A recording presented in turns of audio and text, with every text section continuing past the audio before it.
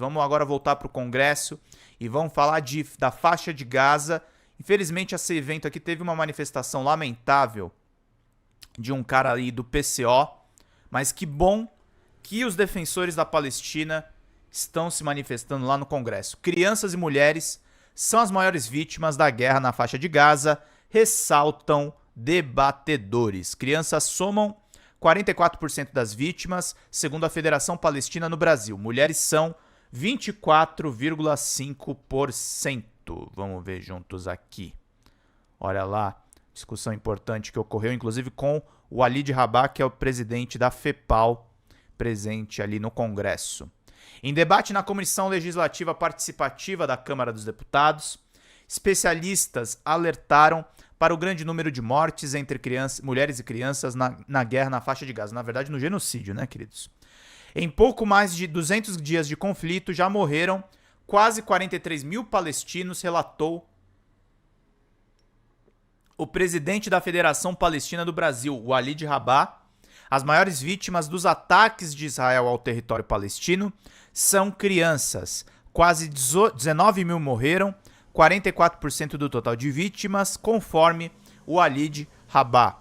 De acordo com o representante palestino, essa é a maior matança de crianças da história humana em guerras. Ao fazer uma comparação com a Segunda Guerra Mundial, o Walid Rabah sustentou que, proporcionalmente, Israel mata na Palestina 16,5 vezes mais crianças do que os nazis mataram em Auschwitz, o maior campo de extermínio da Alemanha. Mulheres representam o segundo maior grupo de vítimas de guerra, conforme o presidente da Federação Palestina. Elas somam 10,4 mil mortes, 24,5% do total, segundo ele informou. Na opinião de Rabah, o assassinato de mulheres e crianças não é uma casualidade, mas parte de um projeto de eliminação do povo palestino.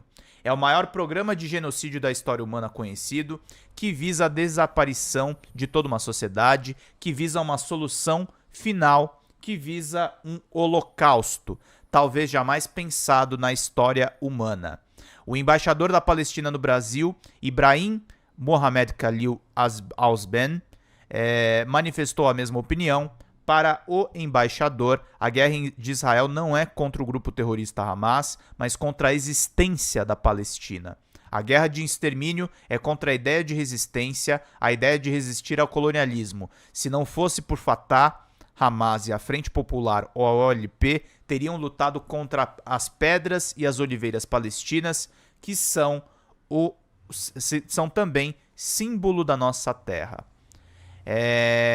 Mulheres e crianças também são as maiores vítimas da fome que acomete a região da faixa de Gaza, conforme explicou o chefe do Programa Mundial de Alimentos da Organização das Nações Unidas, Vinícius Limonge. Bom dia, Judite querida! Obrigado pelos coraçõezinhos e pelo carinho. Segundo o representante da ONU, o último relatório do órgão indica que toda a população de Gaza está nos 3 piores níveis de insegurança alimentar. O especialista explicou que quando a insegurança nutricional chega no nível 5, o último da escala, há o risco da morte iminente. O caso de Gaza é único porque nunca houve um nível tão alto em nenhum lugar. Hoje, há mais de 1 milhão de pessoas em Gaza, nesse indicador 5, e há uma projeção em especial para o norte de Gaza de que até junho 70% da população estejam nessa situação. É o que a gente chama de catástrofe alimentar. É uma situação em que nem mesmo a ajuda humanitária consegue proteger essas pessoas.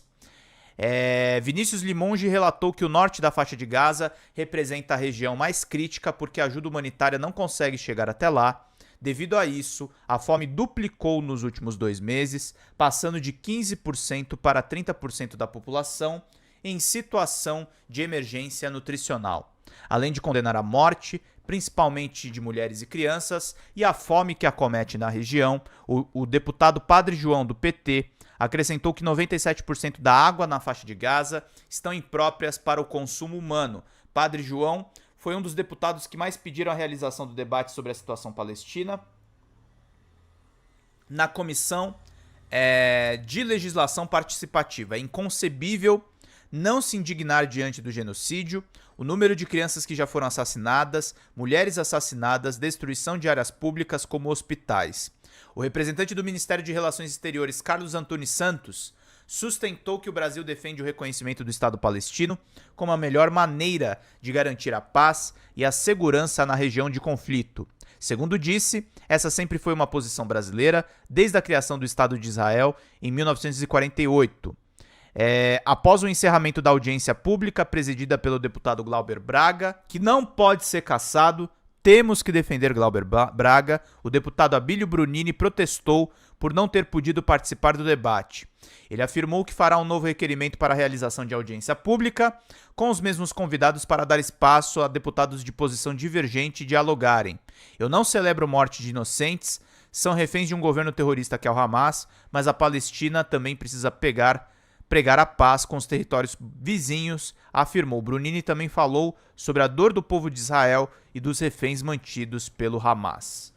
Reportagem aí da agência Câmara de Notícias, meus queridos e queridas. Exatamente, querido Paulo Henrique Caramori. Sem contar os órfãos, mutilados e desaparecidos sem funeral digno. Exatamente, queridos. Faltam